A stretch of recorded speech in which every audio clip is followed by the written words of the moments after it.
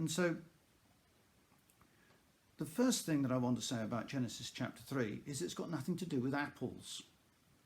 I'm sitting here in Worcestershire, which is a great apple county. We have Worcestershire apples, and not so popular these days, but nonetheless, it's a great place to grow apples still, and pears. And there isn't anything like that in Genesis 3. What there is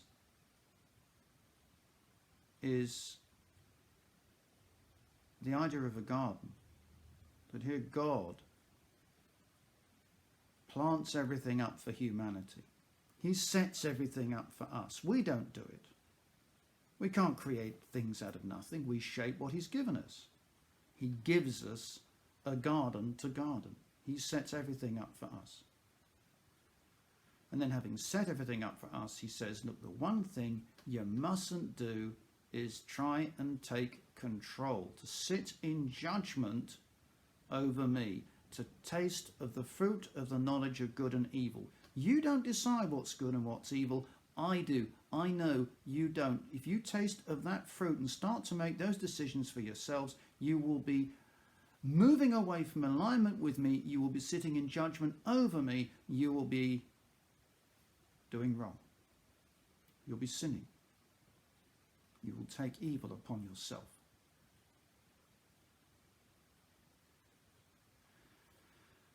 Unfortunately, that's what we choose to do.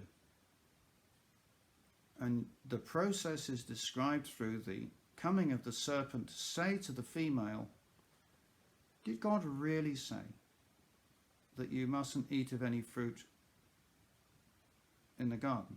Now, of course, God never said that. And one of the great temptations that we have is to attribute to God things that are simply not true. Like the causation of suffering and of death.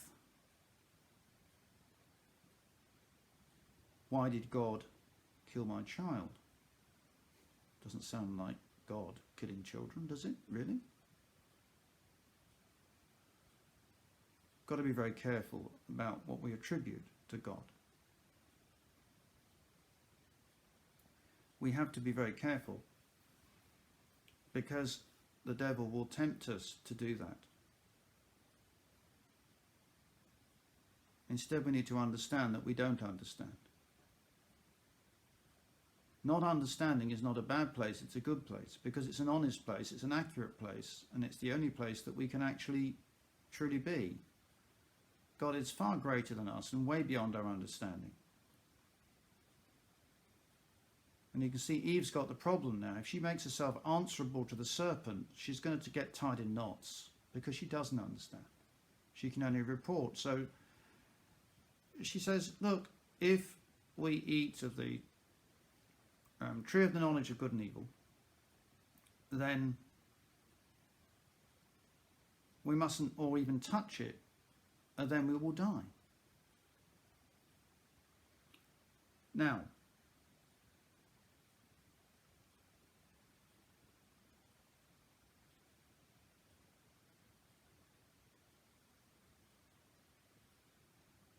this is the moment of tragedy for humanity. This is at the root of the problems that we have, time after time after time. Because we listen to the temptation to touch and to taste and to eat, believing it is a good thing to do, a right thing to do, that it will do us no harm, that it will do other people no harm. The serpent says to the female, you won't die. Instead, you'll be like God, knowing the difference between good and evil. You'll be like God. There's a thing. To be free, to be independent, to be in control, to have everything revolving around us.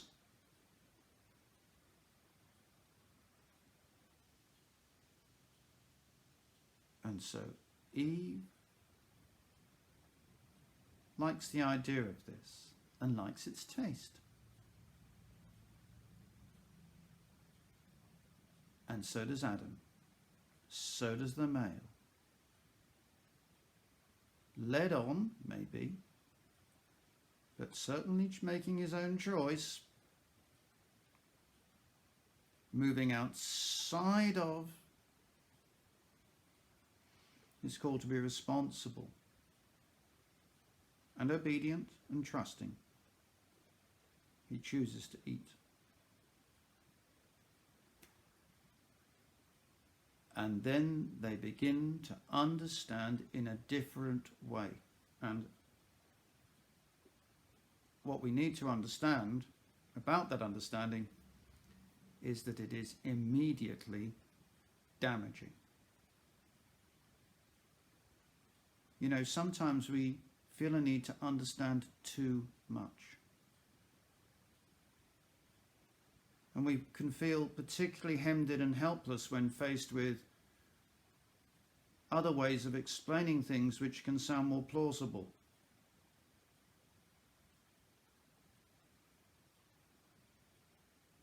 But God needs us to trust. Sometimes we're granted grace to be able to understand why we need to trust. And sometimes the answers are a bit too complicated or just too difficult for us to take.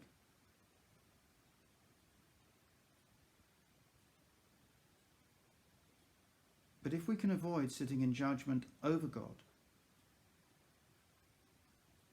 and instead seek to go deeper with God, then we will find that without the need to rebel, our understanding will keep on growing.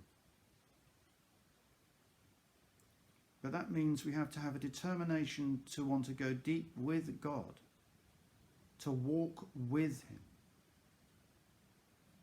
and not to govern our lives according to what we think is right and wrong.